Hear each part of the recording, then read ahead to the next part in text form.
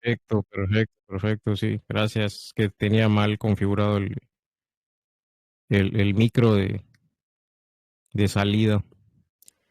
Ahora sí, sí, estamos esperando unos minutitos nada más para arrancar. Si quieren, arrancamos. No sé si es la primera vez que ya leyeron que van a leer el libro o que ya tienen alguna experiencia leyendo El Capital. Entonces pueden comentarlo así brevemente, de un minuto quizás, mientras arrancamos ya la lectura, para ir agarrando confianza, a ver cómo venimos todos en cuanto a la experiencia de este libro de Marx.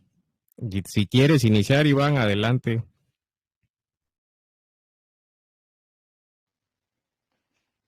Gracias. Primera vez con el texto del Capital, algunas otras lecturas relacionadas, pero es la primera vez que lo leo directo de la fuente. Gracias. Excelente, sí, sí, sí, es mejor directamente desde la fuente.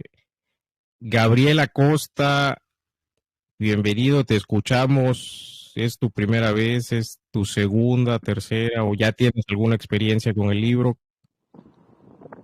No, la verdad no tengo experiencia con el libro. Simplemente buscaba por ahí en internet, en YouTube, videos sobre los conceptos que se trataban en el capital, cosas así.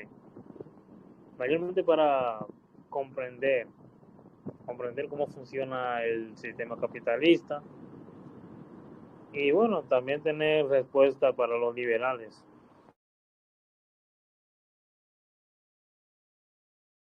Sí, sí, totalmente.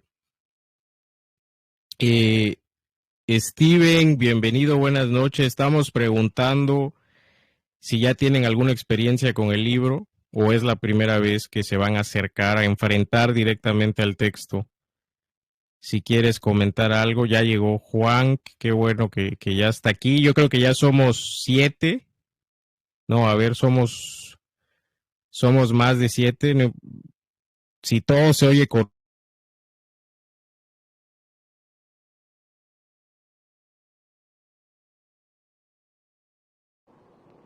Se apagó el micrófono. Sí, sí, sí, se cerró el micrófono. Sí, ya, ok, perfecto. Pues bueno, y ya escuchamos a Iván, y Gabriel, etcétera. Si alguien más quiere decirnos si es su primera vez que se van a enfrentar al texto directamente o ya tienen alguna experiencia, porque muchas veces pasa que hemos intentado leerlo y lo dejamos a medias, lo dejamos en el primer prólogo, segundo o el primer capítulo. Entonces queríamos escuchar eso. Pueden abrir su micro cualquiera y los vamos a estar escuchando.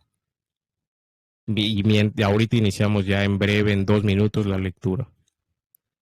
Juan, ¿quieres comentarnos algo? Adelante, bienvenido. Hola, buenas. Ya estamos aquí. Pues muy bien. Vamos empezando con el prólogo si quieres, o como tú dices, ¿les damos unos minutos más o qué? Creo que ya podemos iniciar con el prólogo. Voy a ver si se ve. La pantalla la están viendo, creo que diferente, ¿verdad? Está en dos partes. No sé si, a ver cómo la están viendo. Que mi cámara, No, pues, se ve bien, se ve bien. ahí está. A mí ya me conocen, no importa, de todos modos. Ya se recama para que se vea. Voy a iniciar a leer yo y ahorita lo vamos comentando, lo que veamos importante. Dice, la obra cuyo primer volumen entrego al público constituye la continuación de mi libro Contribución a la crítica de la economía política, publicado en 1859. El largo intervalo que separa el comienzo de esta obra y su continuación fue debido a una larga enfermedad que vino a interrumpir continuamente mi labor. En el capítulo primero del presente volumen se resume el contenido de aquella obra, y no simplemente por razones de hilación e integridad. La exposición de los problemas ha sido mejorada.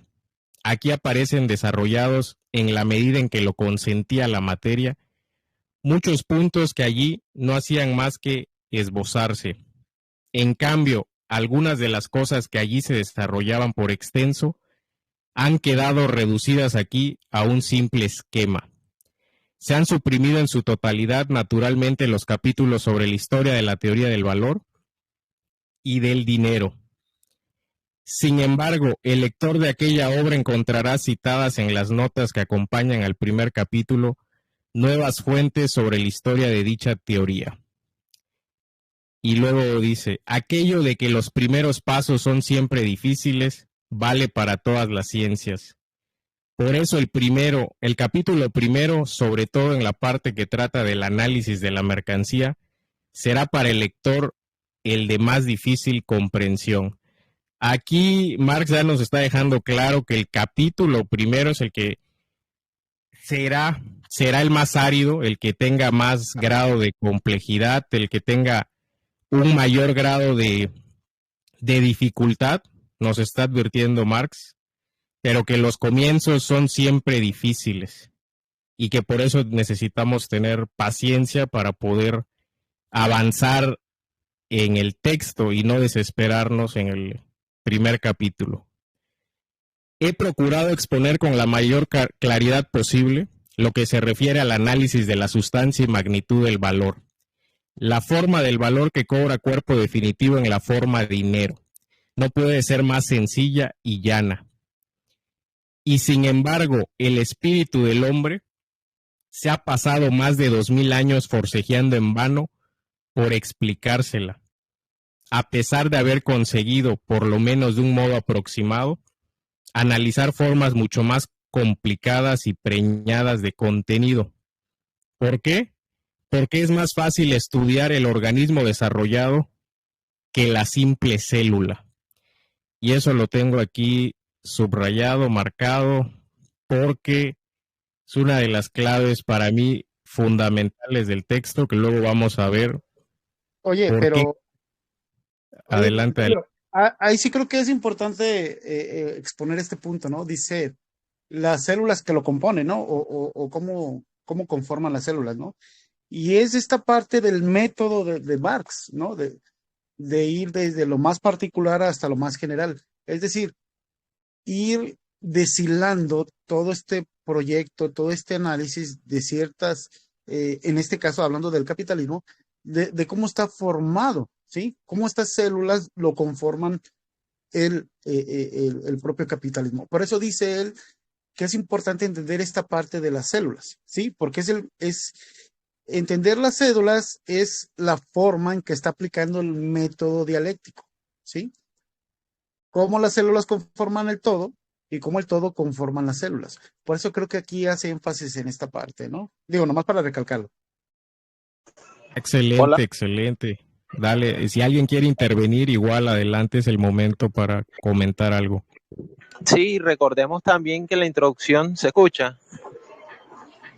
Perfecto, te escuchas perfecto, compañero, adelante. Recordemos también que en la contribución a la crítica de la economía política, él dice que esbozó una introducción, pero que la suprimió por evitar entregar los resultados finales. O sea, para evitar dar primero una perspectiva general. Y dice algo así como que quiero que el lector me acompañe desde lo particular hacia lo universal. Puede ser, es una buena interpretación. Bueno, la han hecho varios autores, esa interpretación. Y yo creo que ahorita en el texto lo que nos está diciendo es lo que yo veo. Nos está diciendo, a ver, y siempre hace esa referencia como que a la biología Marx, incluso en el capítulo, ya me estoy adelantando mucho, pero cita a Darwin en una parte en el capítulo 12 sobre los organismos desarrollados, de cómo van cambiando y los órganos que hacían diferentes funciones se van mutando y se van como que separando y cada quien va tomando una función distinta, ¿no? Es lo que más o menos siempre recordemos que Marx pues lee lo más avanzado de esa época, que los desarrollos científicos más avanzados, entre ellos el de Darwin, que el origen de las especies. Entonces, en el análisis que intenta hacer, porque también pienso que nos trata de decir algo, ¿no? De decir, bueno, ¿por qué la célula económica por qué es más fácil estudiar el organismo desarrollado que la célula? Porque lo desarrollado lo podemos ver, lo podemos observar, lo podemos palpar, y la célula todavía no. Entonces, no sé si alguien quiere continuar con la lectura. Sí, también que es curioso que no haya empezado el capital por la acumulación, por el punto de vista histórico, sino que elige un punto de vista analítico. Porque pudo haber empezado por la historia del capitalismo, por la acumulación, pero bueno, eso fue una decisión, un paso teórico, supongo que coqueteando la Hegel. Pero bueno, adelante. Sí, totalmente, total. Yo siempre todos dicen, bueno, ¿por qué no inició por el capítulo 24? ¿O por qué no inició de otra manera? Yo creo que eso es, al final el inicio es una observación que hace Marx, y entendamos quizás que la hace porque la mercancía, el iniciar por la mercancía es lo universal en el sistema capitalista. Entonces, a lo mejor por eso inicia de esa forma. Pero continuando con la lectura, y ahorita abrimos más debate, dice, en el análisis de las formas económicas, de nada sirven el microscopio ni los reactivos químicos. El único medio de que disponemos en este terreno es la capacidad de abstracción, la forma de mercancía que adopta el producto del trabajo, o la forma valor que reviste la mercancía es la célula económica de la sociedad burguesa, que es lo que estaba planteando el compañero Steven, si no me equivoco. Y aquí dice, al profano le parece que su análisis se pierde en un laberinto de sutilezas, y son en efecto sutilezas las mismas que nos depara, por ejemplo, la anatomía micrológica.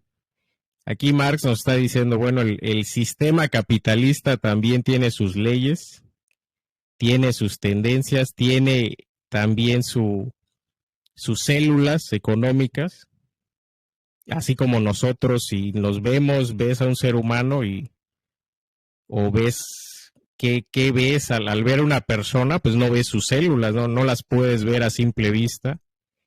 Y entonces ahí Marx va tratando de profundizar, avanzando en el análisis, en que no hay forma de estudiar en economía, no podemos valernos como en química, de reactivos químicos y medirle, no sé, el pH, ver si es ácido, si es alcalino. No tenemos ese tipo de instrumentos de medición, por decirlo de alguna forma, sino lo único que tenemos es nuestra capacidad de abstracción, que luego vamos a entrar a eso, ¿no? Que es nuestra capacidad de abstracción.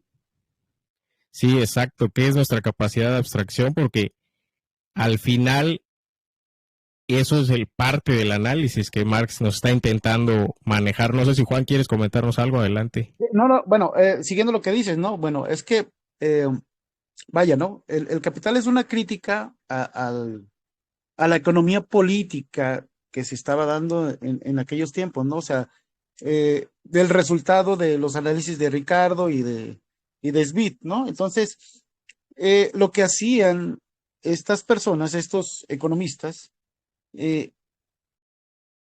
lo que hacían era, digamos, solamente explicar lo que ellos veían, ¿no?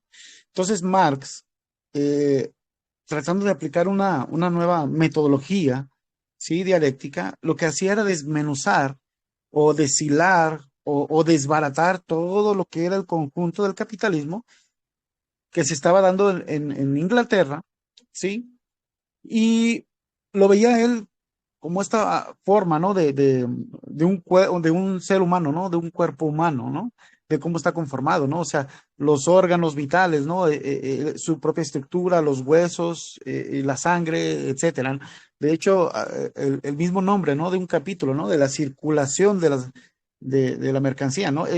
Esta parte de circulación es, haciendo una analogía de una cuestión médica, de decir la circulación de la sangre, ¿no? O sea, cómo la circulación de la sangre pasa por todos los órganos y es fundamental para la estructura del cuerpo humano, ¿no? Entonces, eso es lo que trata de hacer Marx, ¿no? Hacer un análisis de todos los órganos internos para poder explicar lo que es el cuerpo humano. Haciendo una analogía, explicar todo lo que está pasando dentro del modo de producción, dentro de las relaciones sociales, dentro de las mismas clases sociales, para conformar lo que es el llamado capitalismo, ¿no? Entonces, todo esto separado, digamos, estudiado, separado, pero siempre pensando que lleva una relación con los otros órganos que conforman el capitalismo y así poder entender estas partes, ¿no? Por eso él como que siento yo que hace este énfasis, ¿no? Haciendo una crítica a esa economía política de aquellos tiempos, ¿no? Y es importante entender esta parte, ¿no? Claro, perfecto. Sí, vamos continuando con la lectura. Igual si quieren comentar algo, los escuchamos o si quieren leer también pueden ir leyendo un párrafo y dando sus reflexiones. Voy a continuar. Prescindiendo del capítulo sobre la forma del valor, no se podrá decir, por tanto, que este libro resulte difícil de entender. Me refiero naturalmente a lectores deseosos de aprender algo nuevo y por consiguiente de pensar por su propia cuenta.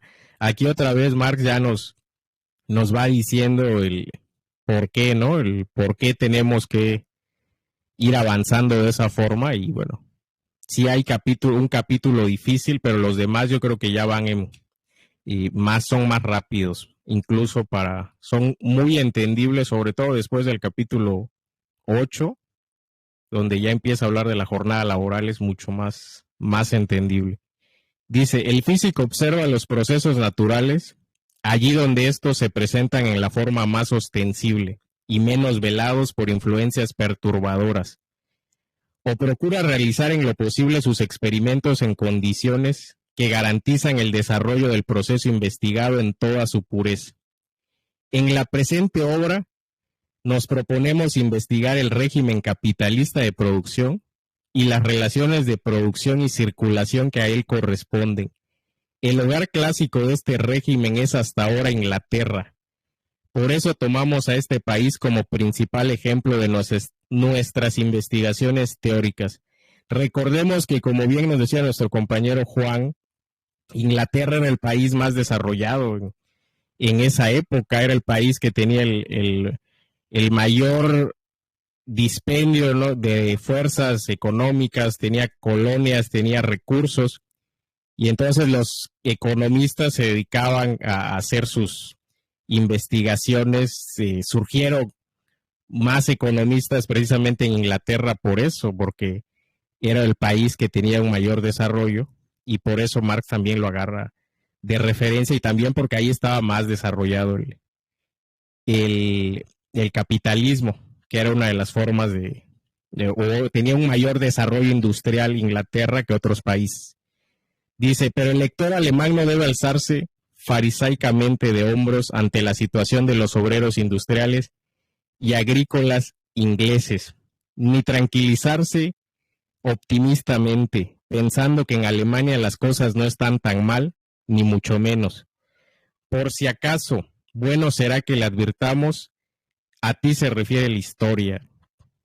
Aquí, obviamente, Marx siempre citando referencias de literatura, y era un gran lector de libros de Shakespeare, de toda la literatura clásica, la leía constantemente. Incluso su hija nos cuenta cómo desde los 6 años ya habían leído a Shakespeare, todas las obras de Shakespeare, y se las leía a él, y bueno, entonces era una persona que realmente amaba los libros y tenía un gran conocimiento, y le gusta meter este tipo de...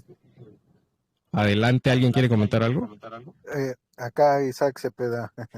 Aparezco como Adelante, Tizán. adelante. Hoy me gustaría regresarme nada más un poquito a lo que estaba comentando compañero Juan, respecto a lo del método analítico,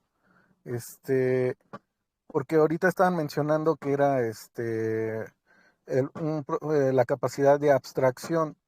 Me gustaría saber nada más si este método analítico está basado en una metafísica. Es una pregunta filosófica, pero me interesa para saber si en realidad la capacidad de abstracción proviene pues de esta corriente filosófica metafísica o en realidad se distancia. No, estoy un poco confundido ahí. ¿Puedo comentar algo? Adelante, Alex. Hola, ¿qué tal, compañero? Mira, en cuanto a tu pregunta que haces, en lo que es el tema del marxismo, planteamos sobre todo los temas desde la cuestión materialista. La teoría, en cuanto al materialismo se refiere, parte mucho de la cuestión analítica, y la cuestión analítica tiene que ver con todos aquellos procesos de pensamiento que se enfocan en la realidad. No sé si me doy a entender en ese punto. Sí. Siendo un principio, dices, bueno, se distancia de la metafísica. Hay mucho debate en torno al tema de si es metafísico o no es metafísico. Toda idea, todo pensamiento parte justamente de la idea, y la idea es una cuestión metafísica. Todo aquello que no es físico, todo aquello que no es tangible, para nosotros es metafísico. Entonces, el mismo pensamiento, el mismo proceso de abstracción es parte de la metafísica, pero lo que busca Marx es justamente conectar la manera en cómo tenemos esa congruencia en la cual conectamos las ideas con la realidad, y a su vez esa realidad define la cuestión material o la cuestión de las definiciones que nosotros estamos utilizando. Ya se había justamente mencionado aquí el tema de la historia, el tema en cómo nosotros entendemos desde el materialismo la historia, y cómo va desarrollándose este proceso conforme al mismo idealismo que nos va proporcionando las bases del pensamiento para nosotros poder analíticamente darle una conexión con lo material. En ese punto, pues, si bien estamos buscando distanciarnos de cuestiones ideales, no hay que confundirlo con la cuestión metafísica. La cuestión metafísica siempre va a estar ahí, porque aquello que no es tangible, aquello que no es físico, siempre va a ser metafísico. Entonces, siempre que tratamos de pensar algo, por ejemplo, tan solo en el simple hecho del concepto de pensar, sabemos que de antemano hay un proceso físico en el cerebro que está relacionando nuestra materia orgánica para nosotros darle una definición al mismo concepto de pensamiento. No sé si me doy a entender. Sí, me quedó un poco claro. Solo me cabría una pequeña duda ahí, si yo, o bueno, en el caso de Marx, ¿no? Llevo a cabo mi análisis a través de una metafísica, ¿soy una persona metafísica? ¿Se escucha? Disculpe. Sí. Pero, sí. ¿aló? Dale, okay. Bueno, en el creo que no escuchaste al compañero. Sí, claro, esa era la acotación. Sí. Dale. Y ahorita comentas, ¿no? Ahorita comenta el otro compañero, dale, Steven, y ahorita sigues, Tiza. Creo que en el cuarto prólogo, porque sacan prólogo, prefacios por cada edición, Marx va a comentar el problema de si su método es analítico o dialéctico. Y para de pronto evitar una confusión respecto al estatuto ontológico de lo que está estudiando Marx, hay que aclarar que metafísica no necesariamente es algo que excede a lo físico, algo que está más allá en el sentido de que podríamos decir incluso paranormal, o sea, lo que exceda a lo empírico. La metafísica, para definirla sucintamente, es la ciencia de los principios primeros del conocimiento. Ella quiere indagar cuál es el fundamento de todo conocimiento y a su vez de toda experiencia, pero no necesariamente tiene como una oposición a la física en el sentido actual, a la física empírica, porque no necesariamente toda metafísica es un idealismo. está el ejemplo de Feuerbach, que tenía una especie de... Pero bueno, eso sería otro tema. La cuestión es que el método de Marx, en lo que se refiere al primer capítulo, es estrictamente dialéctico.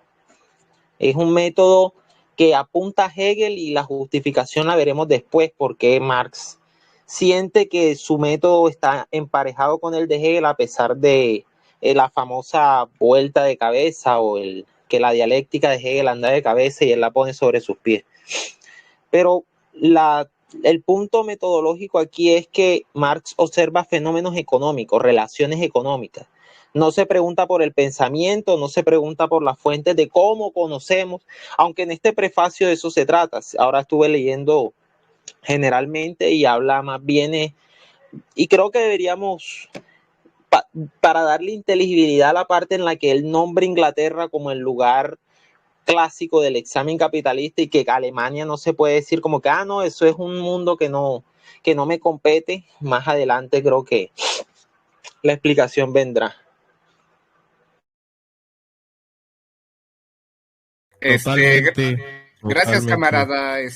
Justamente iba a tocar ese punto, y qué bueno que aclaras esa parte para que tampoco nos perdamos con justamente la idea, ¿no? De que toda metafísica es idealista, ¿no? Realmente no. Yo no voy por ese punto, sino más bien es cómo se conecta la metafísica, o cómo nosotros utilizamos, por ejemplo, en el caso de la dialéctica, lo que comentaba con Hegel, cómo viene conectado este análisis en cuanto al tema económico, porque la economía realmente no es algo físicamente tangible del todo, físicamente. Entonces, la economía es un conjunto de relaciones que se suscitan entre diferentes personas para poder realizar intercambios de aquellos bienes que se permiten de algún modo darles un valor de uso, y que viene justamente es el primer tema del primer capítulo, ¿no? Entonces, gracias por justamente complementar mi comentario, y espero pues eso nos ayude, ayuda al compañero a darle un poquito aclaración a esa parte. Muchas gracias, justo, Gracias. A ver, Me gustaría comentar que soy nuevo en el tema de Marx. Me está pareciendo interesante, a decir verdad. ok. A ver, ¿ibas a comentar algo más, compañero? Si no, para... Dale, Juan. Dale, Juan. Sí, mira, sí, ya vamos, digamos, formando todas estas ideas, ¿no? Lo que acaban de decir los compañeros es totalmente sustancial, y lo que acaba de decir el último compañero, cómo las personas hacen la economía, ¿no? Me estaba acordando de una de las tesis, creo que la octava de Marx sobre Feuerbach, de cómo toda la vida, esencialmente toda la vida es práctica, ¿no? Y la práctica la hacen los seres humanos. ¿Qué tiene que ver esto con la abstracción? Bueno, nosotros, para poder entender la naturaleza o el mismo trabajo, como dice Marx, es esencialmente relaciones humanas, ¿no? Es decir, por medio de la praxis social nosotros transformamos el mundo. Cuando hablamos de una cuestión metafísica, idealista, etcétera, estamos hablando de esta forma de pensamiento, de cómo nos imaginamos las cosas, o de cómo tratamos de distinguirlas, ¿no? En economía se llaman categorías, ¿no? O sea, cómo una categoría expresa la esencia de las cosas materiales. En este caso, hacer abstracción de algo quiere decir que le vamos a sacar lo más esencial de esas partes, ¿sí? Hacerlo concreto, es decir, pasarlo a una cuestión material. ¿Cómo podemos nosotros imaginar este aspecto de la explotación del hombre por el hombre? Pues por medio de el salario, por medio de las horas en que trabajan, es decir, las jornadas laborales, ¿no? Es decir, estamos hablando de ideas y de cómo, por medio de nuestro pensamiento, lo estamos materializando. Es decir, estamos haciendo abstracción de las cosas que que están en nuestro pensamiento, ¿sí? Nosotros, vuelvo a repetir, le llamamos categorías, ¿no? Esas categorías que expresan la esencia de algo, ¿no? De una cosa, ¿no? A un vaso, la categoría vaso, por ejemplo, es expresar de este instrumento con el que tomamos agua, con el que tomamos cerveza, refresco, etcétera, ¿no? Entonces, eso es lo que pretende, digamos, hacer Marx en su método, ¿no? Es un método, el materialismo histórico, ¿sí? ¿Por qué? Porque de parte de la praxis humana, parte de la praxis de las relaciones sociales entre las personas. Dice Marx, bueno, de muchas cosas, ¿no? Una clase social no puede existir mientras que no existan otras clases sociales, ¿no? El proletariado no puede existir si no existe el capitalista, ¿no? Entonces, este tipo de categorías son expresiones de una realidad, ¿sí? Que nuestro pensamiento les da una forma, les da un sentido para poder expresar una realidad. Eso es lo que nosotros, o yo entiendo por abstracción, ¿no? Es partir de algo abstracto, relacionarlo con la realidad y volverlo concreto, ¿no? Sí, es decir, algo que no es abstracto, ¿no? Entonces, digo, ya para concluir, entonces, esta parte de la abstracción, Marx lo va a manejar en todo el materialismo, en todo su método de análisis en el Capital, ¿no? Y para poder llegar digamos, a un buen análisis sobre el capitalismo en Inglaterra. Excelente. Voy a continuar con la lectura y ahorita abrimos otra ronda de debate. Lo que de por sí nos interesa aquí no es precisamente el grado más o menos alto de desarrollo de las contradicciones sociales que brotan de las leyes naturales de la producción capitalista. Nos interesan más bien estas leyes de por sí, estas tendencias que actúan y se imponen con férrea necesidad. Los países industrialmente más desarrollados no hacen más que poner delante de los países menos progresivos o menos desarrollados el espejo de su propio porvenir. Aquí es interesante lo que nos está diciendo Marx, eso del espejo de los países más desarrollados. Ahorita lo vamos a comentar, pero dejemos esto a un lado. Allí donde en nuestro país la producción capitalista se halla ya plenamente aclimatada, por ejemplo en las verdaderas fábricas, la realidad alemana es mucho peor todavía que la inglesa, pues falta el contrapeso de las leyes fabriles. ¿Qué nos está diciendo aquí Marx? Recordarán, bueno, todavía no podemos hablar porque y nos iríamos hacia adelante, pero en el capítulo 8 de la jornada laboral vamos a ver sobre todo cómo Marx retoma casi todo la investigación que realiza es en base a lo que hicieron los funcionarios del gobierno, de inspectores de cuestiones laborales, cuestiones del trabajo, iban a las fábricas y veían la situación de las mujeres, los niños, trabajadores, hombres, que trabajaban 18 horas, 16 horas, incluso trabajaban 30 horas seguidas y descansaban a lo mucho 4 horas y volvían a trabajar 16 horas, luego 14 horas, una locura total. Y entonces Marx se sirve de eso y ahí hace como que un desarrollo histórico donde dice, bueno, cómo hubo varios intentos de cambiar de reducir la jornada laboral y que siempre eran infructuosos por los mismos capitalistas paraban las leyes, o si se ponía en ley, buscaban la manera de darle la vuelta a la ley y hacían trabajar a niños, si no se podía en la noche, los hacían trabajar en mañana y tarde, buscaban cómo torcer y burlar la ley.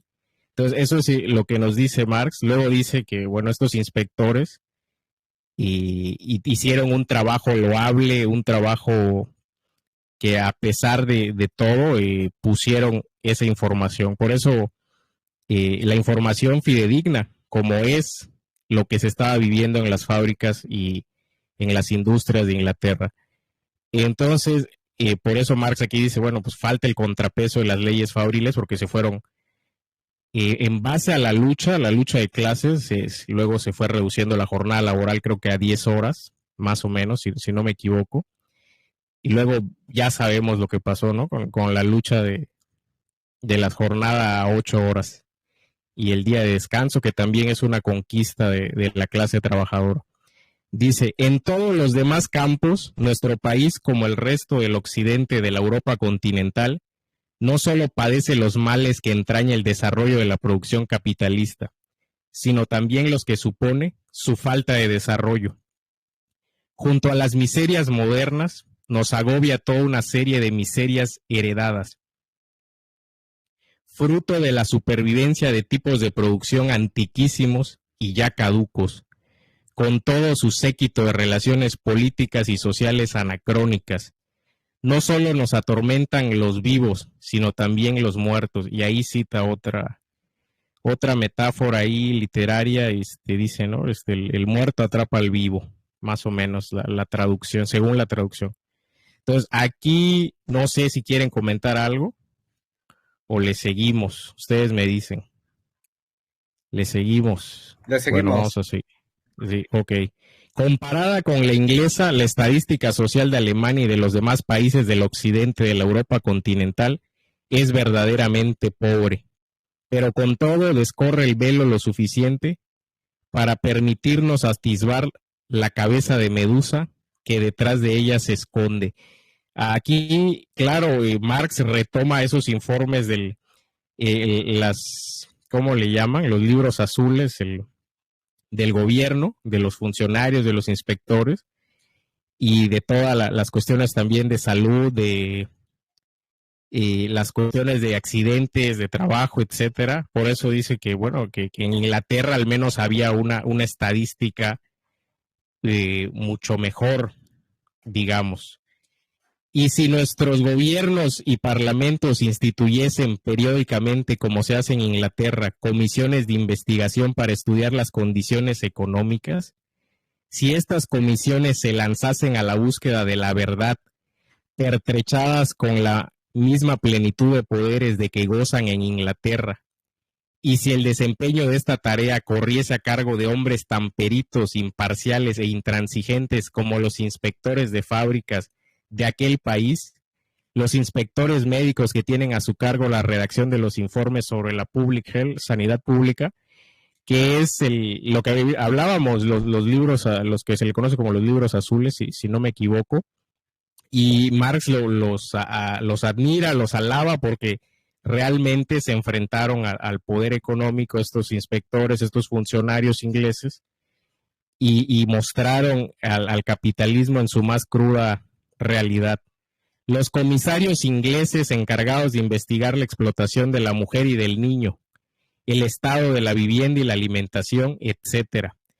Dice, nos aterraríamos ante nuestra propia realidad. Perseo se envolvía en un manto de niebla para perseguir a los monstruos. Nosotros nos tapamos con un embozo de niebla, los oídos y los ojos, para no ver ni oír las monstruosidades y poder negarlas. Otra vez Marx con las cuestiones literarias, pero sin embargo es muy efectivo lo que nos intenta decir, ¿no? Es lo que pasa actualmente, vemos la realidad y nos preferimos taparnos los ojos, preferimos no ver, volteamos para otro lado para no mirar las atrocidades. Vemos niños trabajando, vemos gente sin casa, vemos los hospitales en situaciones, gente enferma, todo lo que sucedía en la Inglaterra de esa época o en esos años sigue pasando. ¿Y qué hacemos? Pues nos tapamos los ojos para no ver, es lo que nos está diciendo Marx. ¿Alguien quiere comentar algo? Sí, fíjate que Dale. en días pasados, no sé si te acuerdas que estamos viendo esta cuestión de la aristocracia obrera, ¿no? Bueno, cuando Engels en el prólogo precisamente de la situación de la clase obrera, habla de cómo el periodo de 1848 a 1868 se da este tipo del monopolio capitalista en Inglaterra, ¿no? Y esto se da gracias a la unión entre algunos sindicatos obreros y la propia burguesía, ¿no? Y entonces estos sindicatos, una pequeña minoría de obreros, son beneficiados, digamos, por la misma burguesía, ¿no? Es decir, les dan buenos salarios, les dan, etcétera.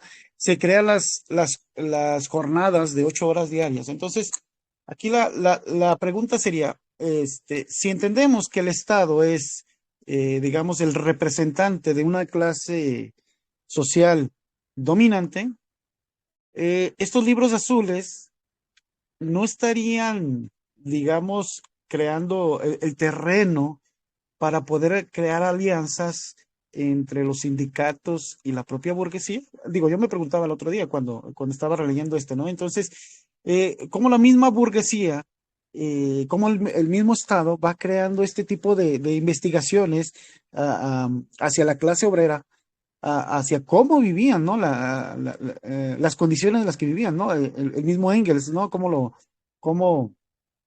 cómo lo desarrolla, ¿no? Cómo lo expone en su libro de la situación de la clase obrera en Inglaterra, ¿no? Entonces, yo me pregunto eso, a lo mejor en este periodo de tiempo ya estaba creando la propia burguesía el terreno para poder crear alianzas con algunos sindicatos obreros y poder, digamos, seguir con este monopolio, ¿no? Del capitalismo, ¿no? No sé, ese estaría para más controversia. ¿Puedo comentar? Bueno, ¿puedo responder a lo que comentas o preguntas? Adelante, adelante. Adelante, Alex, adelante, puedes responder. Bueno, te comento, primero que nada hay que analizar, sobre todo regresarnos al tema del Estado. Una de las mayores confusiones que tenemos hoy en día con el concepto del Estado es que se cree que el Estado, o se relaciona mucho el Estado con el cuerpo del gobierno.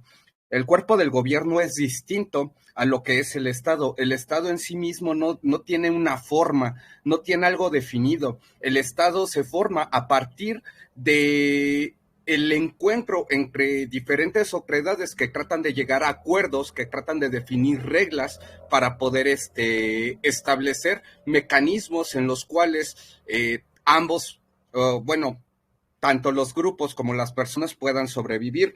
La formación del Estado, pues, tiene que ver también justamente con el desarrollo de las sociedades. Conforme más va creciendo la sociedad, mayor es la necesidad del Estado. ¿Por qué? Porque el Estado, de alguna manera, funciona como un mecanismo para poder nosotros generar acuerdos o leyes que nos permitan establecer ciertas reglas en ese comportamiento. Digo, si tú, por ejemplo, vives en un pueblo, no sé, donde solamente tú eres el único que siembra maíz y de repente te encuentras con un campesino que del otro lado de la tierra siembra calabaza, un ejemplo, pues es lógico que la formación del Estado va a surgir a partir de esa relación que hay entre esas personas y los acuerdos que se lleguen a tomar. Y asimismo surge también la economía como una parte, un brazo del Estado que permite a las personas generar esos intercambios, que las personas pues pueden establecer pues ciertas reglas.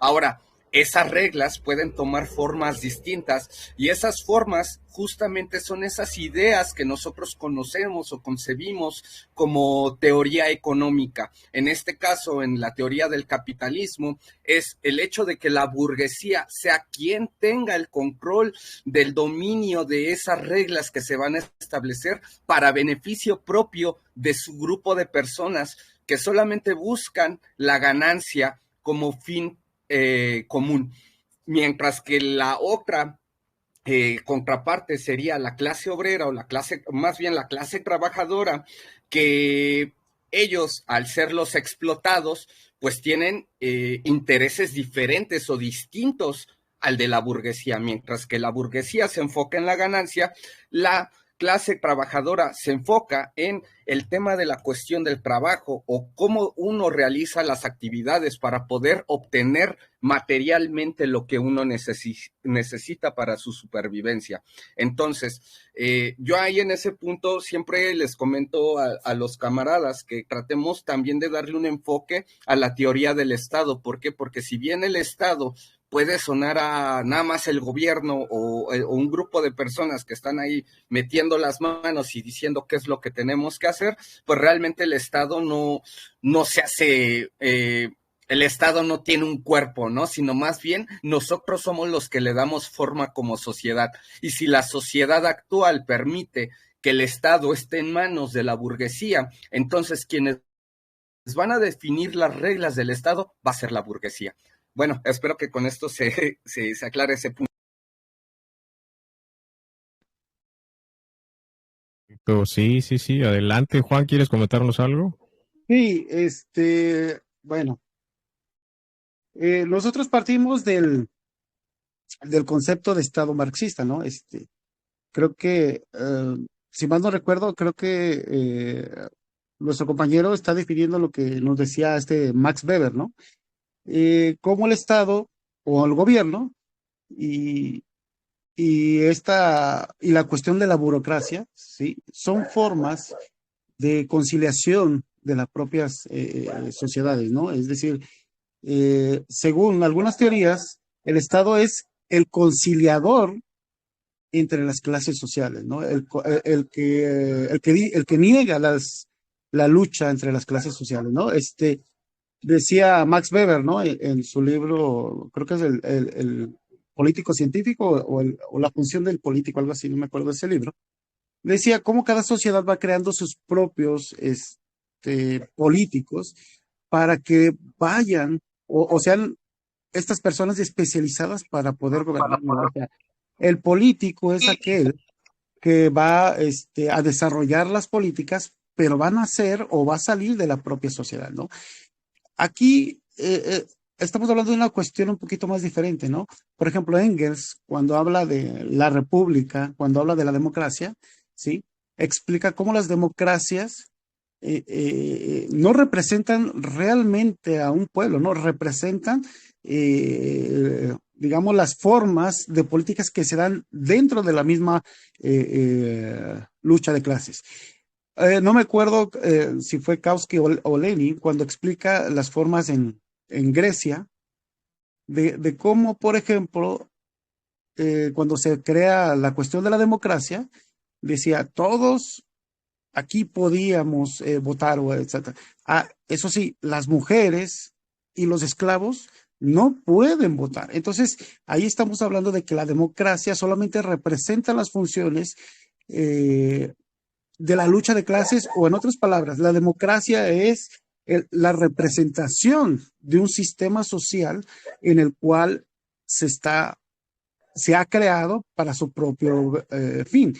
Entonces, el Estado representa las necesidades de una sociedad, ¿sí? Y en este caso, en nuestra sociedad que es capitalista, representa las necesidades de aquella clase social dominante, ¿sí?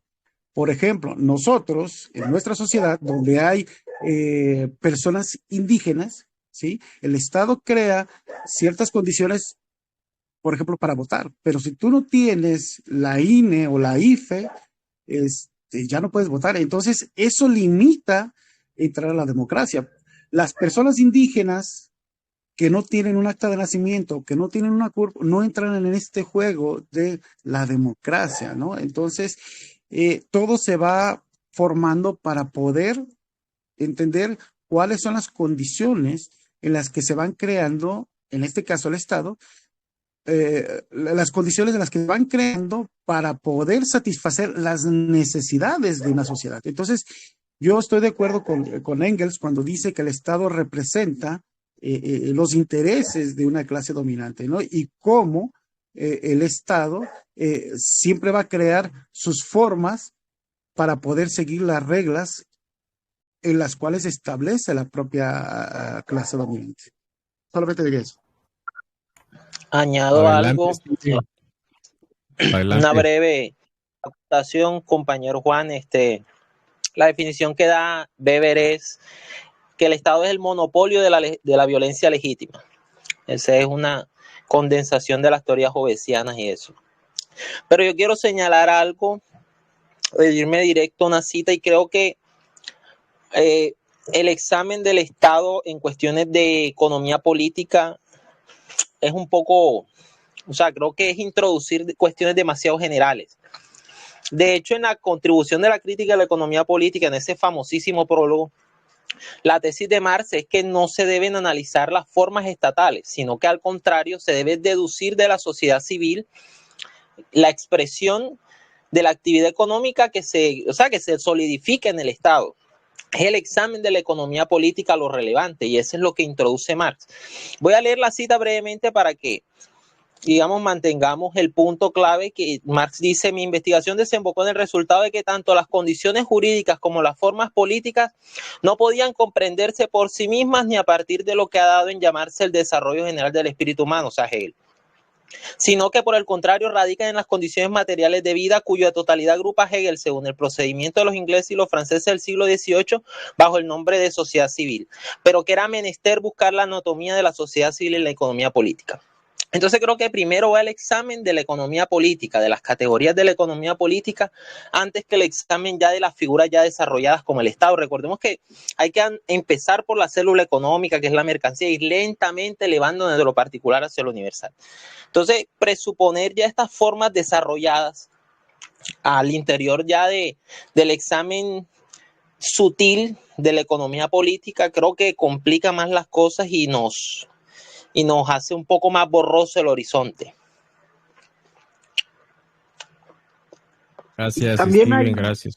Dale, Juan.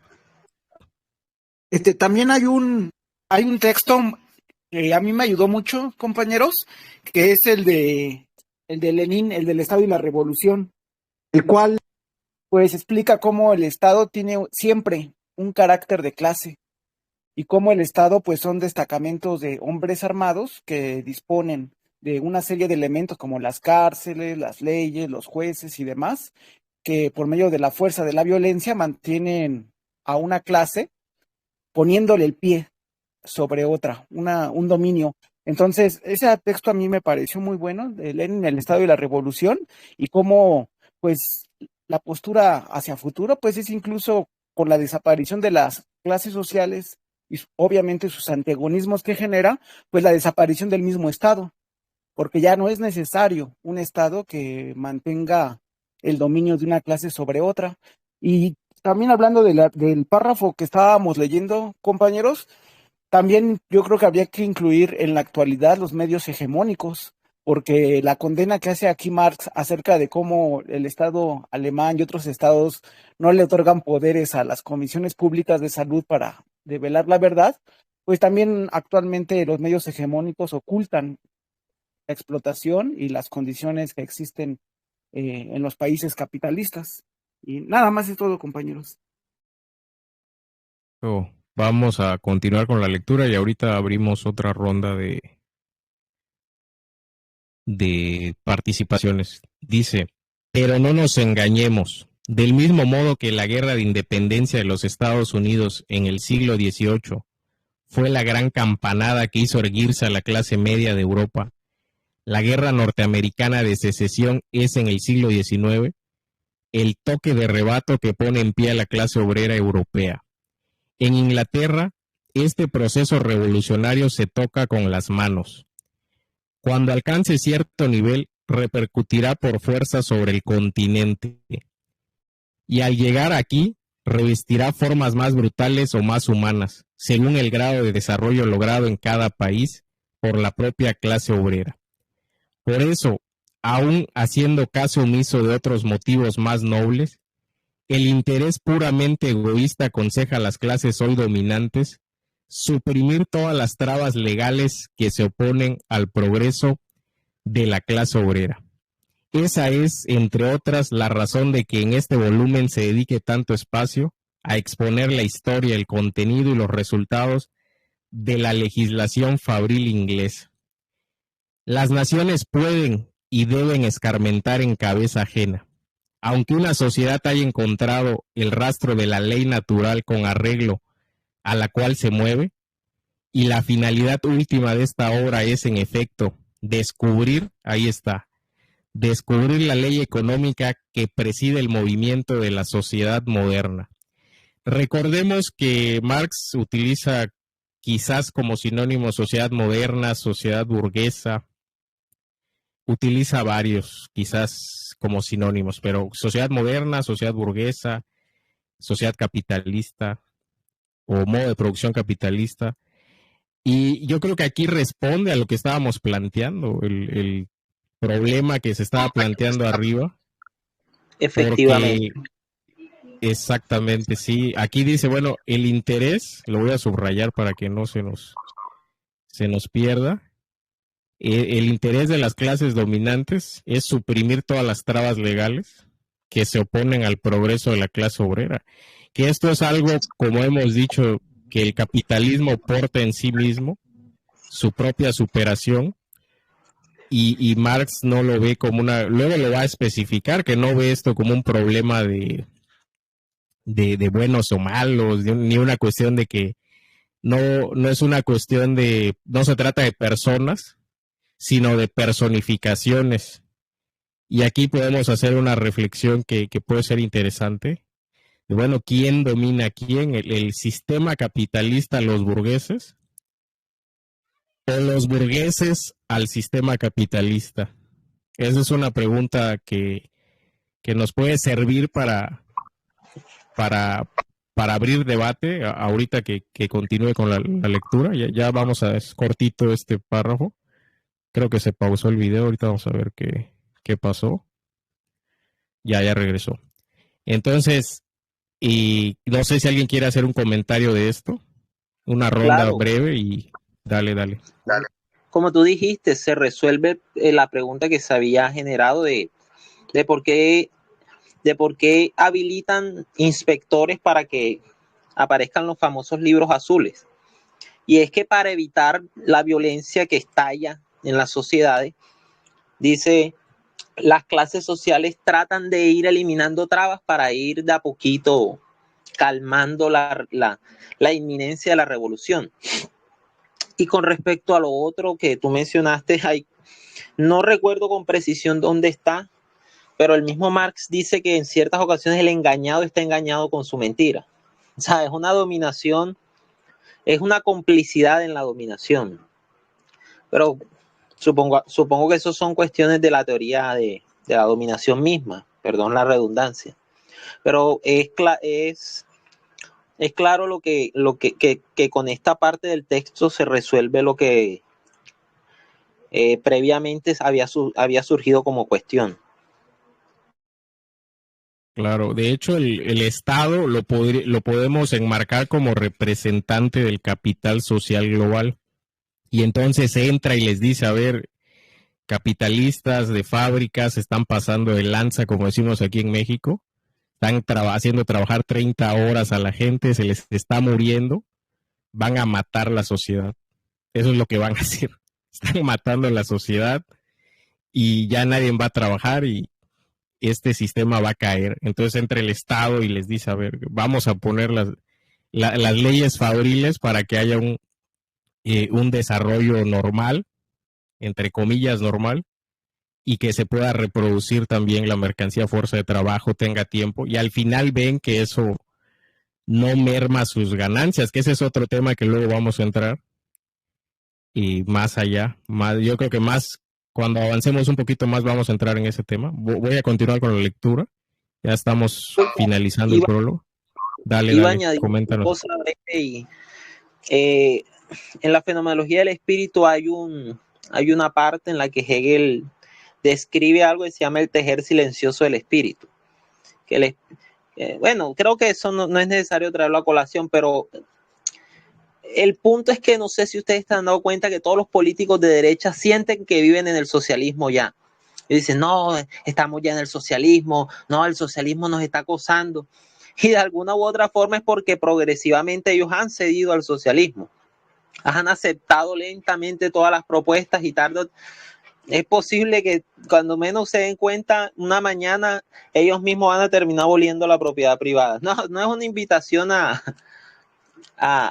posponer la actividad práctica, sino que es curioso que a medida que la lucha de clases va avanzando, ellos van perdiendo cada vez más terreno. Han perdido terreno en lo político y últimamente en lo teórico. Pero bueno, sigamos. Sí, totalmente. ¿Qué es lo que comentaba el compañero Juan de la aristocracia obrera? En el capítulo, ya nos estamos adelantando un poquito, pero no importa, el capítulo, creo que es el 11 o el 12 del Capital, donde habla de que, bueno, ya los capitalistas no necesitan ir directamente a la fábrica, ¿no? Tienen gente que pudiéramos llamar ahorita gerentes que se dedican y ya la clase obrera administra directamente la producción, como siempre lo ha hecho, y entonces ahí se ve cierta irrelevancia de los burgueses que se dedican a parasitar, que ese sería otro tema interesante. Fíjate, para tratarlo. Dale, Juan. Lo que pasa que Lenin decía que era a esta cuestión de lo que decía este compañero, ¿no? Que los políticos ahorita de derecha, podríamos hablar de socialismo, algo así lo entendí, ¿no? Lenin, cuando habla sobre la socialdemocracia, se refiere a estos políticos que son, digamos, de izquierda, pero lo único que hacen es tratar de suavizar las relaciones entre la clase soy yo, se fue el audio. ¿Sí me escucho o no? Sí, escucho a Juan. Yo sí escucho a Juan.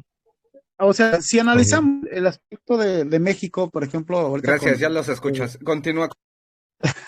Sí, si analizamos el aspecto de México, en todo este año y ahorita con el presidente Sheinbaum, lo único que ha hecho no es modificar hacia un socialismo, sino simplemente está, digamos, mediando, ¿sí?, la situación de la clase obrera. ¿Cómo mediando? ¿Cómo lo está haciendo ahorita? Por ejemplo, está dando ciertos aspectos, por ejemplo, con las becas, pensiones hacia las personas mayores. Acaban de entrar, por ejemplo, ciertas leyes, por ejemplo, la ley Silla, ¿no? De esta que ya no permite a los trabajadores estar tanto tiempo parados, pero no de las jornadas laborales, no habla de las pensiones, ¿no? No está hablando de cómo estamos, por ejemplo, esta cuestión de las afores, ¿no? Que no los han decidido, ¿no? Entonces, a algunas cosas nos da, digamos, no encuentro la palabra, pero atole con el dedo, ¿sí? Pero en otras cosas, lo más significativas y lo más, digamos, lo más sustancial no le da importancia. Y en mi aspecto, yo diría que las pensiones, digamos, las jornadas extensivas laborales, no las toca la presidencia, ¿no? Entonces, más que decir que estamos llegando a un cierto, o que los de derecha piensen que estamos llegando a un socialismo, estamos hablando de una socialdemocracia a la que Lenin describía, ¿no? Y aborrecía, ¿no? De cómo esta democracia solamente lo que hace es mediar la relación entre las clases trabajadoras y las clases burguesas, ¿no? Pero no cambian nada de la sustancia del propio sistema capitalista, que es la explotación, ¿no? Es la posesión de los medios de producción, ¿no? Esto es lo que diría. Perfecto, Juan. ¿Algún otro compañero que quiera participar? Sí, claro. De hecho, dice que si un socialista llega al gobierno, el gobierno no se vuelve socialista, sino que el socialista se vuelve el gobierno. Yo lo que quería decir más o menos es cómo lentamente el Estado no puede resistir el avance. La sociedad inevitablemente tiene que avanzar. Más adelante Marx va a hablar de que ya la sociedad ya no es como creían, que era un molde fijado para siempre y que ya la historia se había acabado. Y creo que ese es el punto, que incluso en los momentos de gobierno de la socialdemocracia, donde todo parece estar teniendo ahí erosión progresiva. Claro está, no se toca la propiedad privada, de eso no lo duda nadie. Pero eso es a lo que le temen los de derecha, que ellos sienten que la sociedad se mueve, está viva, que no es como ellos creían de que la historia, hubo historia, no, sí, por ejemplo, yo soy de Colombia, no, sí, hubo Simón Bolívar, hubo republicanos, hubo Santander, pero ya todo eso se acabó. Ese es el pensamiento clásico de la ideología derecha, no hay historia. Y creo que esas erosiones que ellos mismos asumen como no, nos está invadiendo el socialismo y que naturalmente eso es absurdo, eso no es de ningún modo socialismo, ni mucho menos políticas comunistas, ni de qué hablar, sino que ellos mismos se van dando cuenta de que la sociedad está viva, de que la sociedad se mueve y que avanza hacia un porvenir. No que ya esta constitución, esta estructura va a quedar fijada para siempre, sino que hay historia y que las sociedades avanzan inexorablemente hacia el comunismo. Más adelante creo que dice algo al respecto de eso. Perdón, yo nomás quería poner como algunos elementos, para empezar ahorita con lo que estaba comentando el compañero Steven, digo, yo tendré un poquito de cuidado para no caer en determinismos, de si la sociedad avanza o no avanza. Yo más bien me referiría a que la sociedad se transforma constantemente, ¿no? Y ahí hay un elemento de que sí es constante, que es como la lucha de clases, ¿no? Pero el problema es que si pensamos de una manera mecánica entre burgueses y trabajadores, sin entender que la sociedad en realidad es un entramado, un tejido bien complejo, vamos a caer en ciertos determinismos históricos. Y yo por ahí nomás quisiera poner elementos de que ya han sucedido, no precisamente con la sociedad del 1800 en Europa, sino por ejemplo acá en América, como el sistema colonialista español pues terminó con pueblos completos, y hasta que se empezaron a dar cuenta que les salía mucho más caro traer esclavos negros desde África, empezaron entonces todas estas legislaciones con respecto a los pueblos que ellos llamaban indios. Entonces hay que tener como cuidado con estas situaciones, porque en realidad pues las sociedades son más complejas, y sobre todo también tener en cuenta que el mismo Marx está diciendo, a ver, yo estoy basando mi análisis en Inglaterra, ¿no? Y en un cierto momento, un proceso histórico de Inglaterra. Para mí, ya nada más para terminar, la clase burguesa no tiene un pensamiento como tal, sino que tiene ideología.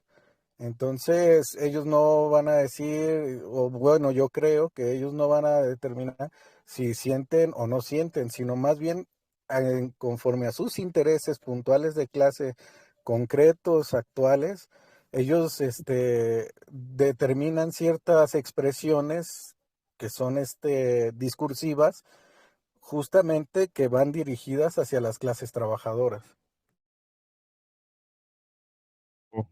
Vamos a continuar con la lectura. Y aquí hay un punto interesante donde ha abierto mucho debate. Dice, descubrir la ley económica que preside el movimiento de la sociedad moderna. Jamás podrá saltar ni descartar por decreto las fases naturales de su desarrollo. Podrá únicamente acortar y mitigar los dolores de parto. Esto se ha utilizado durante décadas o mucho tiempo para decir, bueno, es que no puedes evitar las fases del desarrollo histórico, y parece que Marx dice que tienes que pasar irremediablemente, inevitablemente por ciertas fases de ciertas revoluciones primero y políticas, luego revoluciones y de más profundas, etcétera. Lenin diría, bueno, parece que Lenin siguió otro camino. Entonces ahí es donde entra como que en duda, o muchos han tratado de poner en duda este planteamiento de Marx o lo que se dice en este párrafo, sobre todo de que jamás se podrá saltar las fases naturales del desarrollo. Entonces ahorita abrimos un debatito, déjenme leer un poquito más, nada más ténganlo ahí pendiente.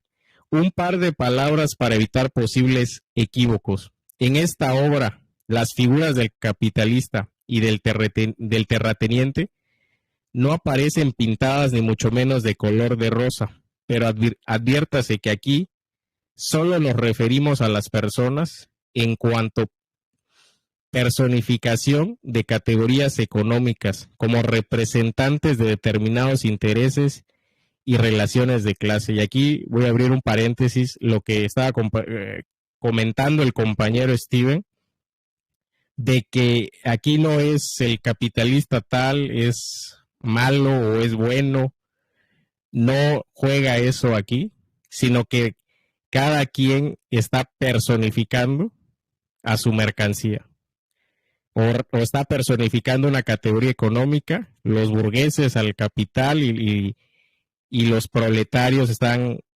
personificando su mercancía, fuerza de trabajo, y luego pues, se tienen que enfrentar de forma colectiva. Pero no se trata del burgués aislado, el capitalista aislado, el empresario aislado, tal, etcétera, sino que estamos hablando de categorías económicas y que están representados determinados intereses. Y voy más lejos, si el burgués dice yo no quiero explotar al trabajador, pues bueno, se va a la quiebra. Así de simple.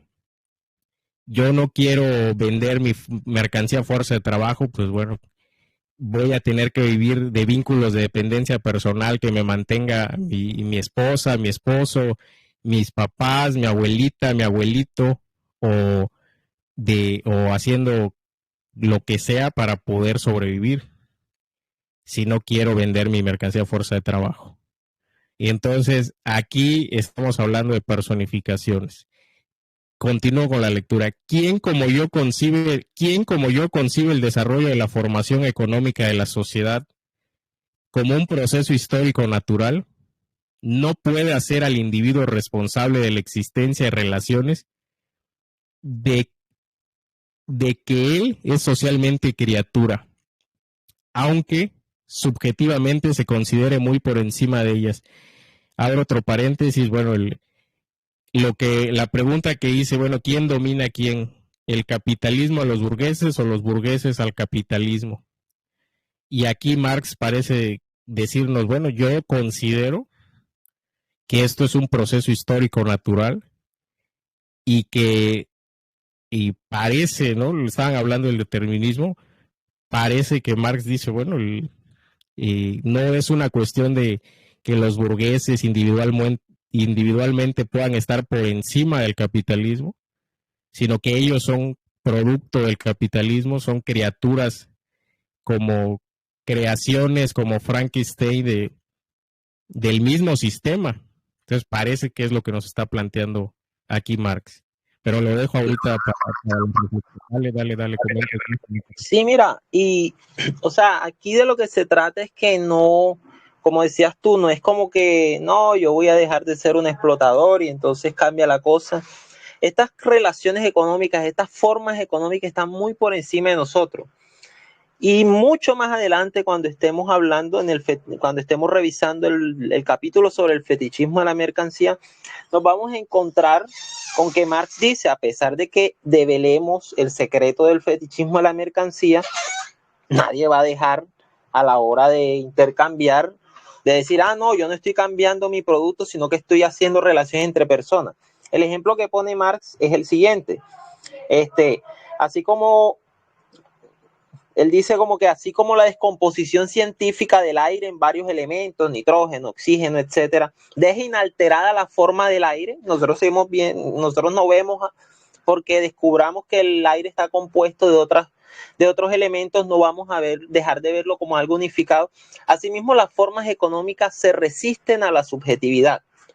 Y esto da lugar a que nos preguntemos si hay algo así como una actividad subjetiva al interior del desarrollo histórico, porque según esa parte del texto no. O sea, puedo decir, no, que es que las mercancías están fetichizadas, voy a dejar de actuar como tal, pero sigo moviéndome como actor económico.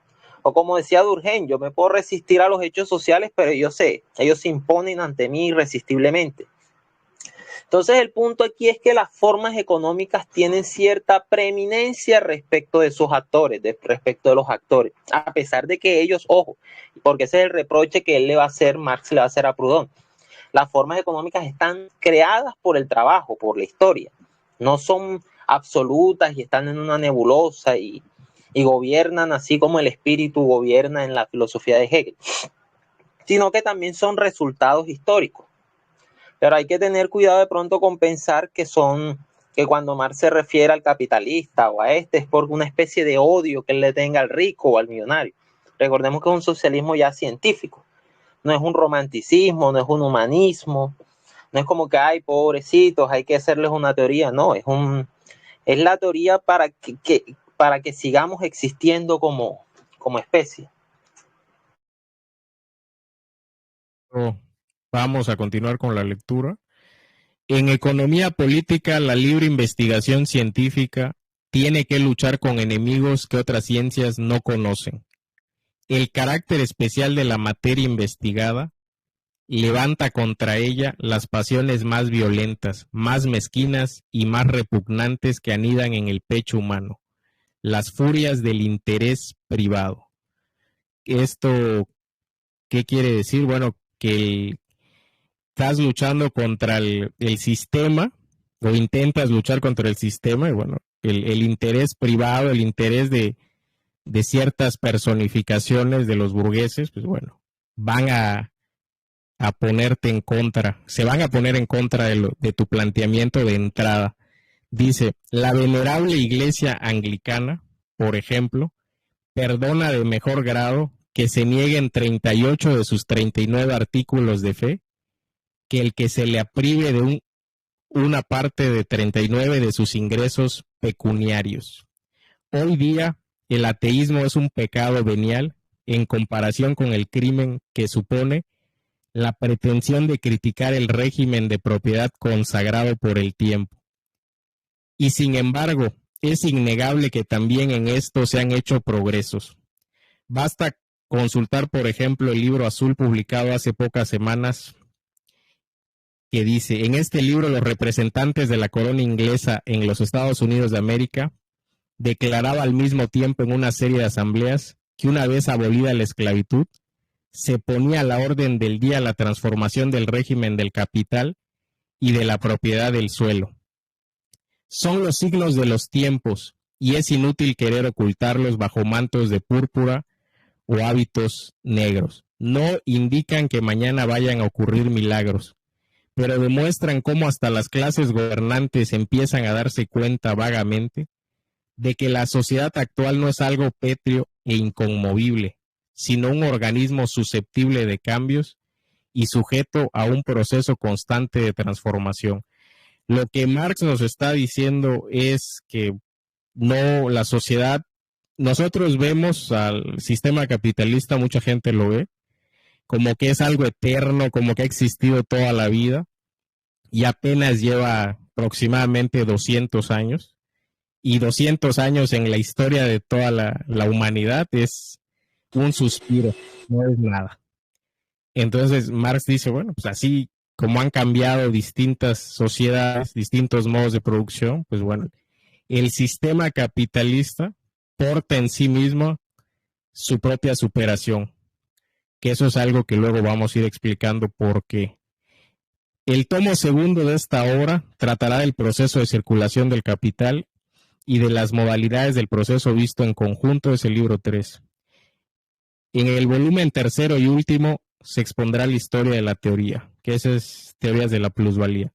Acogeré con los... Marx, recuerden que, bueno, solo pudo publicar el libro primero, el tomo primero del Capital, y lo demás, el 2 y el 3, me parece que los publica Engels, haciendo un trabajo muy, muy fuerte también.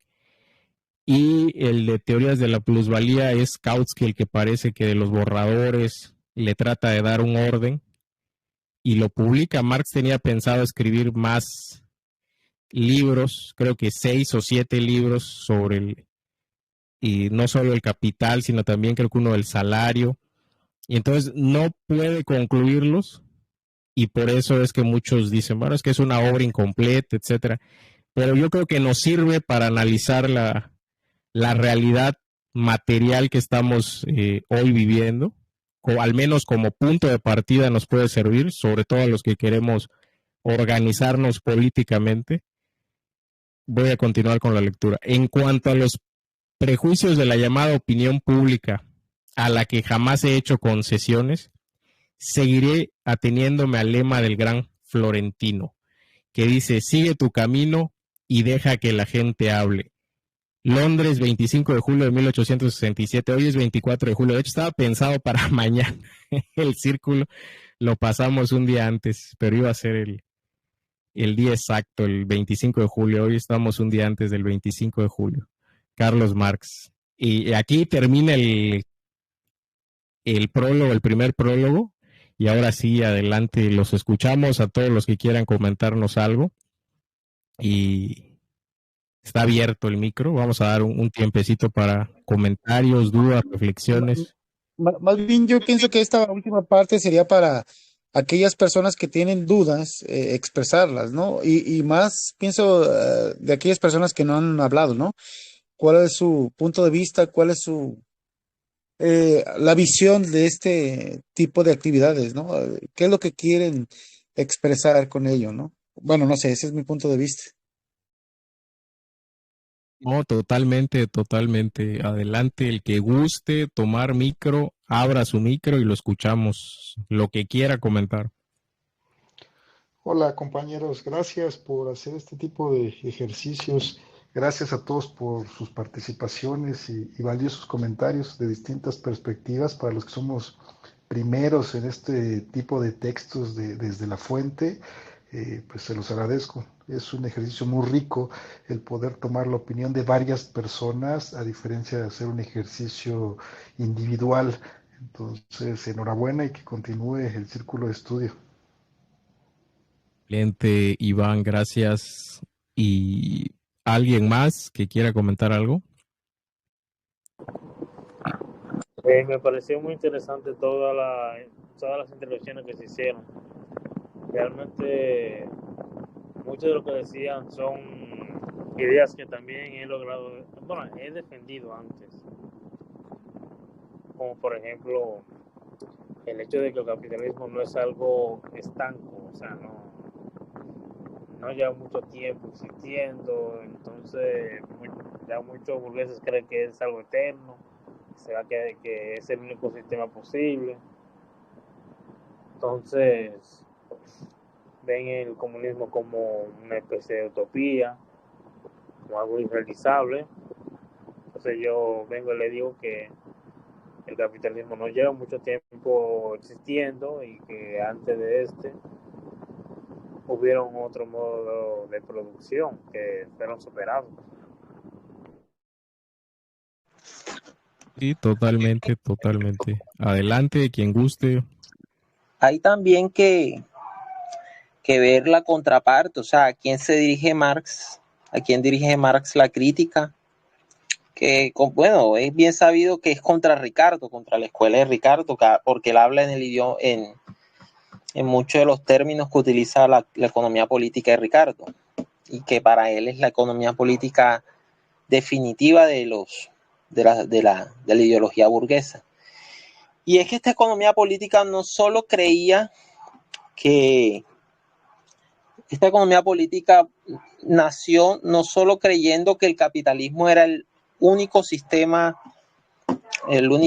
económico, sino el único sistema económico donde era posible la riqueza, al nivel que se veía dentro de él. Y el esfuerzo de esta primera escuela de economistas y Marx va a hablar de eso, creo que en el cuarto prólogo. O sea, hay dos prólogos nutridos, que son este y el otro a que me he referido. Y es que esta economía creía que el capitalismo estaba diseñado para producir cantidades impresionantes de riqueza, que otros modos de producción nunca iban a alcanzar, ni siquiera a rozar los niveles. Todos hemos leído el manifiesto comunista, las alabanzas que hace Marx de la sociedad burguesa, del heroísmo burgués, que hizo mejores obras que las pirámides de Egipto, etc. Y creo que en lo que Marx va a insistir a rasgos generales a lo largo del Capital que me gustaría resaltar es primero que la sociedad burguesa no es natural, no es una sociedad que llegue para quedarse. Y que segundo, no solo crea riqueza, y este punto también es muy conocido, sino que al mismo tiempo que crea la riqueza, crea la miseria. Ese va a ser el antagonismo fundamental de la sociedad burguesa. Porque si bien ha desarrollado, ha extraído del trabajo social grandes producciones que otras sociedades no pudieron realizar, al mismo tiempo ha dejado a la sociedad en niveles de miseria jamás antes vistos.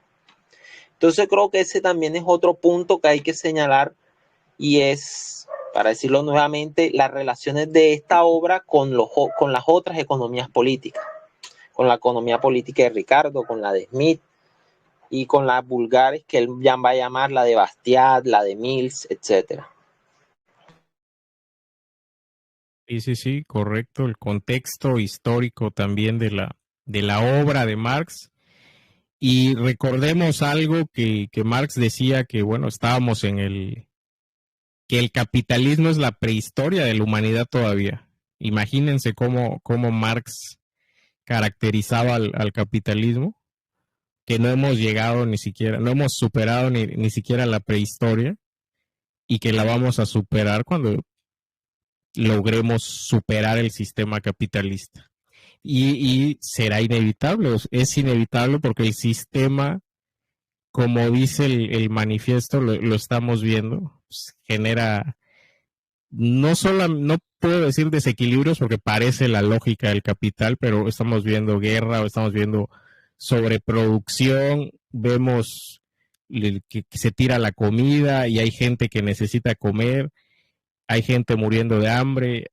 Todo lo que ya hemos visto tiene una explicación en este libro, o intenta darle una explicación en este libro, y creo que por eso es importante su lectura.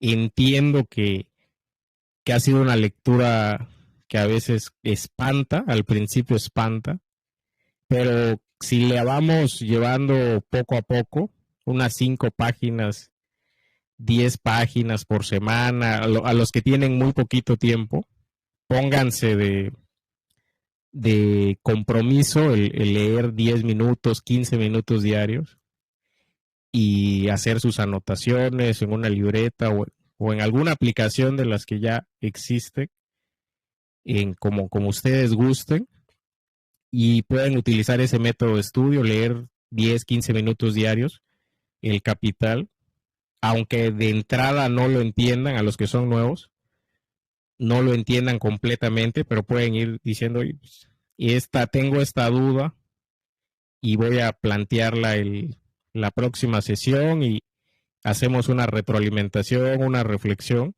Creo que hubo buenos comentarios, buenas reflexiones hoy, y invitamos a los demás compañeros a que se sumen, a que participen, y están abiertos los micrófonos.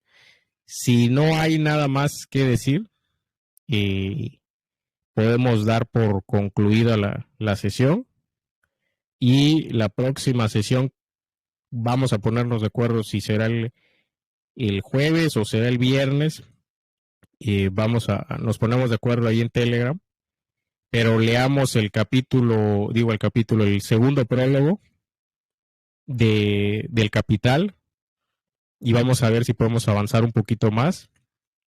Si no, yo tengo una sugerencia, disculpen.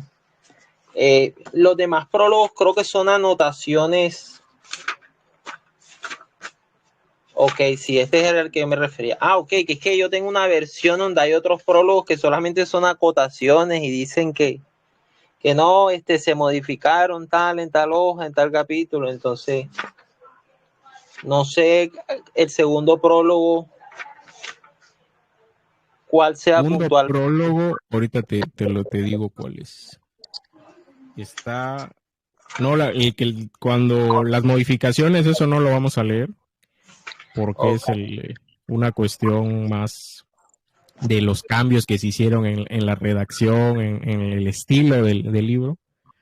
Pero el de la segunda edición, perdón, inicia: debo para empezar informar a los lectores de la primera edición sobre las modificaciones introducidas en la segunda. Y ahorita te lo mando, pero sí está, ese tiene cosas interesantes, ese. Y el que no vamos a, y luego el de la edición francesa es cortito. Ese es el que yo tengo, y el de la edición francesa, ese no. Ok. Ese como que ese es solo una página. Ese lo pueden leer ustedes y no hay problema. Y tampoco vamos a leer el último que habla acerca del problema que tuvo. Ese ya es un prólogo de Engels, donde hay que tratan de endilgarle a Marx de que citó mal a un miembro del Parlamento, y entonces Engels dice: no, pues yo voy a limpiar el nombre de Marx, etcétera, y y entonces saca una extensa información sobre de dónde tomó esa referencia a Marx y de cómo eran calumnias lo que se le estaba diciendo. De ahí nos vamos a pasar a la mercancía, al análisis de la mercancía. Haremos una sesión más de prólogos y de ahí nos pasamos a la mercancía, donde vamos a utilizar algún material complementario por allá, quizás, y iniciaríamos leyéndolo de entrada, y quizás en la tercera, cuarta sesión utilicemos algún material complementario para tratar de que quede más claro lo que está planteando Marx. Hasta ahí, más o menos. Si logramos avanzar al capítulo, terminar el capítulo 1 con el fetichismo de la mercancía, bueno, ya es un avance importante, porque lo demás se puede leer incluso hasta más rápido, creo yo. No sé cómo lo ven ustedes. Sí, yo estoy de acuerdo. El primero es el que tiene grado de complejidad. Sí, adelante, Alex.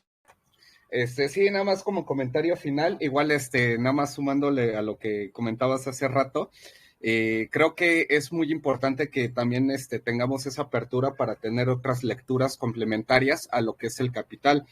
Una de las cosas que a mí me ayudó mucho para entender al Capital fue leer también a los teóricos neoclásicos de la economía.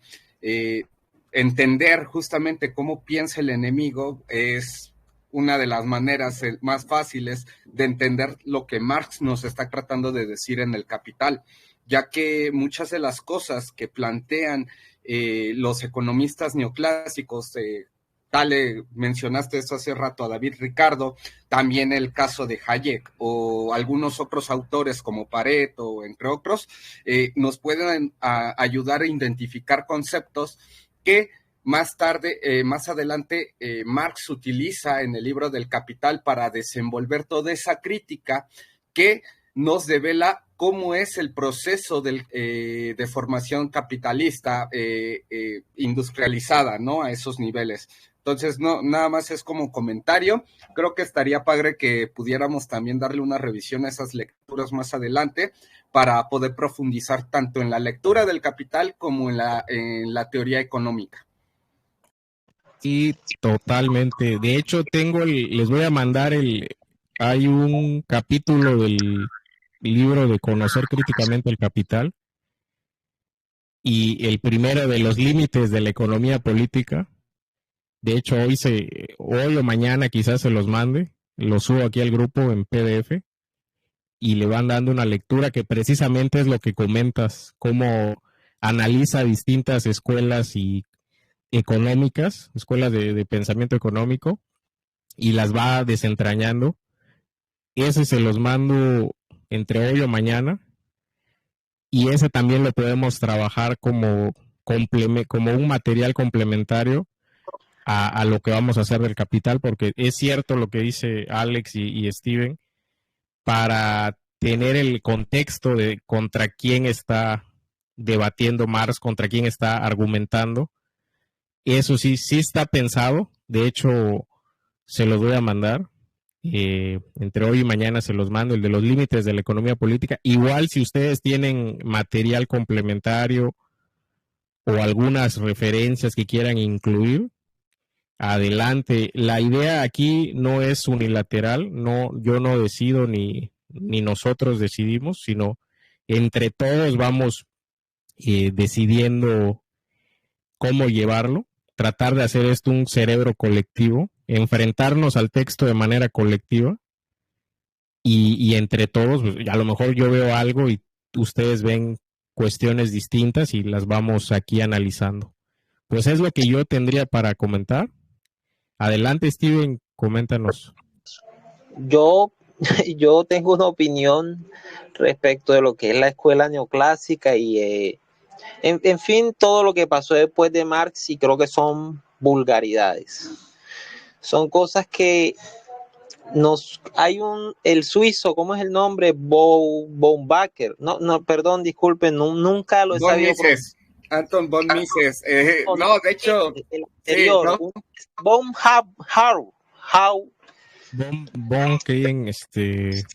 Von Bauer. Sí, Von Bauer. Ah.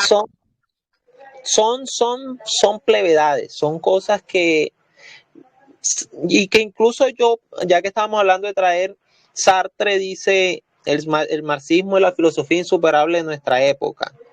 No hay un solo argumento actual que no sea una idea premarxista reciclada y vulgarizada, o sea que ya no esté refutada. Creo que el interlocutor serio de Marx es la escuela de economía clásica, es Smith y Ricardo. Sí, yo solamente lo digo como una opinión radical, porque pienso que hay muchas cosas. Por ejemplo, cómo interpretan la teoría del valor como si fuera una mercancía y se burlan y dicen, sí, el valor no es objetivo y reducen la teoría de Marx a dimensiones. Y creo que son cosas demasiado, creo que son cosas que no merecen respeto. Steven, por cierto, gracias, me hiciste darme cuenta de un error ahí, dije neoclásico y era clásico. Sí, no, sí, por eso. Era economía clásica, exactamente era a lo que me refería, perdón. Es una cosa horrorosa. Sí, la escuela neoclásica de plano, incluso yo ya leyendo más adelante, pues estamos encontrando ya algo incluso que va en contra de las teorías clásicas. O sea, que rompe completamente con eso. Sí, tenía razón, nada más que no sé por qué tenía en la mente neoclásico y lo metí. Pero sí, aquí hay un buen punto para no confundir a los demás, a los que no han leído esos textos. Una cosa son las teorías clásicas de la economía y otra cosa muy distinta y es la teoría neoclásica. Ajá, entonces no hay que confundirnos y yo me refería más bien a la teoría clásica. Una disculpa. Sí, las cosas esas que andan diciendo ahí los seguidores de Milei, los libertarios, yo creo que esas son cosas descartables que no tienen no valen la pena. Entonces pura creo que teoría conspirativa. Sí, eso es puro odio. Este libro es el que entierra completamente a los neoclásicos y a los libertarios. De nacer ya están muertos ya. Eso no. Y es totalmente. Aquí lo importante también es entender qué están planteando ellos y nosotros estar formados en el Capital de Marx para hacerles la refutación y la crítica. Esa parte también es importante y que es muy necesaria, Y creo que cuando veamos cómo Marx describe el asunto de la transición de la mercancía al dinero, lo refinado teórico, la refinación, o sea, el brillo teórico que hay en Marx, uno se da cuenta que no hay punto de comparación con esas cosas que se dicen hoy en día, que hoy ya el debate se ha degradado y con lo que pasó con la Unión Soviética, lastimosamente hizo que la teoría marxista perdiese reconocimiento, pero igual sigue viva como nunca. Hoy en día es más útil leer a Marx que en cualquier otro momento. Gracias a todos, compañeros, por sus intervenciones, que quedamos pendientes para la próxima sesión y vamos a estar aquí comentando en el grupo para todos. Lean el capítulo 2, vayan adelantando sus dudas, comentarios. Igual si no quieren hablar, lo ideal es que hablen y nos comenten, pero igual pueden escribirlas si las tienen, si lo leen y quieren dejarnos alguna reflexión por escrito, adelante. Para eso está el chat, para hablar y debatir estos temas. Pues les agradezco mucho a todos los que participaron, Juan, Alex, Steven, Isa, y Iván y Diego, me parece, todos los que están aquí, Gabriela Costa también, y todos los que no participaron hoy, pero bueno, se pueden animar para la próxima. Pues los dejamos ya que descansen, les envío un abrazo y que tengan muy buenas noches. Nos vemos la próxima semana con el prólogo 2. Gracias. Hasta pronto. Sí, igualmente. Buenas noches. Hasta pronto.